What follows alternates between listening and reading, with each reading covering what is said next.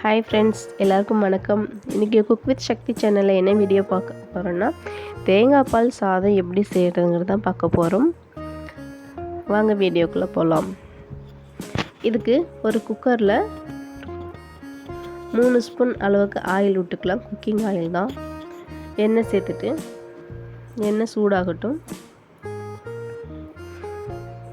எண்ணெய் சூடானதும் இதுக்கு நெய் ஆட் பண்ணணும். நான் வீட்லேயே ப்ரிப்பேர் பண்ண சுத்தமான நெய் தான் எடுத்திருக்கேன். அது ஒரு ஸ்பூன் ஆட் பண்ணிக்கலாம். இப்போ நெய்யும் நல்லா மெல்ட் ஆகட்டும்.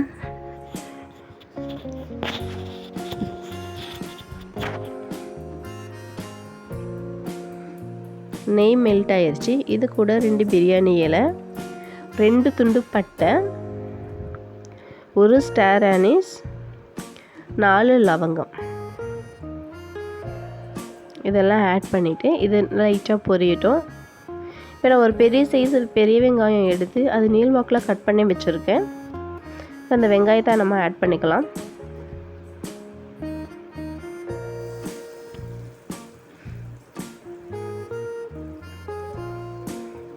வெங்காயம் நல்லா வதங்கட்டும்.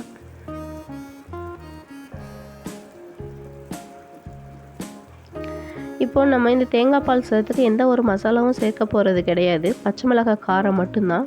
நான் ஒரு 4 பச்சை மிளகாய் எடுத்து நீல வாக்கில் கட் பண்ணி வச்சுருக்கேன். அந்த பச்சை மிளகாயை நான் ஆட் பண்ணிக்கிறேன். உங்களுக்கு காரத்துக்கு ஏற்ற மாதிரி நீங்கள் பச்சை மிளகாய் கூட்டவோ குறைக்கவோ செஞ்சுக்கலாம். இப்போ இஞ்சி பூண்டு பேஸ்ட் ஆட் பண்ணிக்கலாம். பாருங்கள், வெங்காயம் பச்சை மிளகாய் வதங்கிடுச்சு. இது கூட 2 ஸ்பூன் அளவுக்கு இஞ்சி பூண்டு பேஸ்ட்டு. இப்போ இஞ்சி பூண்டு பேஸ்ட்டு ப்ரிப்பேர் பண்ணும்போது பூண்டு அதிகமாக இருக்கணும், இஞ்சி கம்மியாக இருக்கணும். அந்த ரேஷியோவில் தான் நீங்கள் அரைச்சிக்கணும். இல்லைன்னா ஒரு மாதிரி கசப்புத்தன்மை இருக்கும். இப்போ நல்லா வதங்கிடுச்சு. இப்போ நார்மலான நான் சாப்பாட்டு அரிசி தான், நார்மலாக செய்யக்கூடிய வீட்டில் இருக்கக்கூடிய ரைஸ் தான் ஒரு 1/2 அன் ஹவர் நான் ஊற வச்சு எடுத்திருக்கேன். நீங்கள் பாஸ்மதி ரைஸில் கூட நீங்கள் ட்ரை பண்ணலாம்.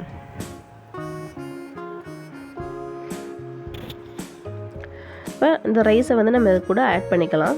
தண்ணியை வடிச்சிட்டு ஆட் பண்ணிவிட்டு ஒரு நிமிஷத்துக்கு இந்த எண்ணெயிலேயே இந்த ரைஸ் வதங்கணும். நல்ல ஒரு டேஸ்ட்டாக இருக்கும், நல்ல ஒரு ஸ்மெல் நல்லாயிருக்கும். அது மாதிரி எண்ணெயில் வதக்கும்போது நல்லா வதக்கியாச்சு. நான் நல்ல ஒரு முத்தின தேங்காயும் கிடையாது, ரொம்ப பிஞ்சு எலசான தேங்காயும் கிடையாது. மீடியமான தேங்காய் தான் நான் எடுத்து அரைச்சிருக்கேன். இப்போ நான் 1 டம்ளர் ரைஸ் தான் நான் எடுத்திருக்கேன்.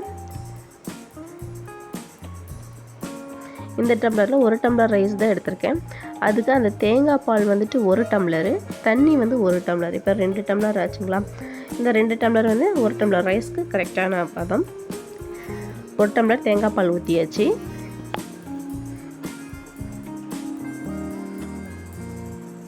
கூட 1 டம்ளர் தண்ணி, 1 டம்ளர் தண்ணியை ஆட் பண்ணிக்கலாம்.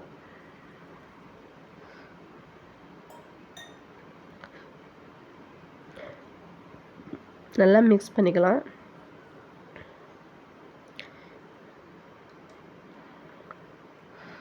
நல்லா வாசனை சூப்பராக இருக்குது. இது கூட ஃப்ரெஷ்ஷான புதினா இலைகள் கொஞ்சம் சேர்த்துடுறேன்.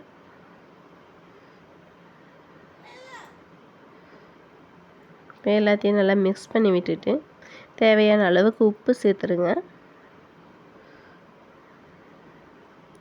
இதுக்கு எந்த ஒரு நம்ம காரத்துக்கு வேறு எந்த மசாலாவும் கிடையாது. ஸோ உங்களுக்கு எக்ஸ்ட்ராவாக காரம் வேணும் அப்படிங்கும்போது இது கூட இருக்கிற பச்சை மிளகாயை இது போல் நீங்கள் நசுக்கி விட்டுட்டீங்க அப்படின்னா இதுலேருந்து காரம் இன்னும் கொஞ்சம் கிடைக்கும்.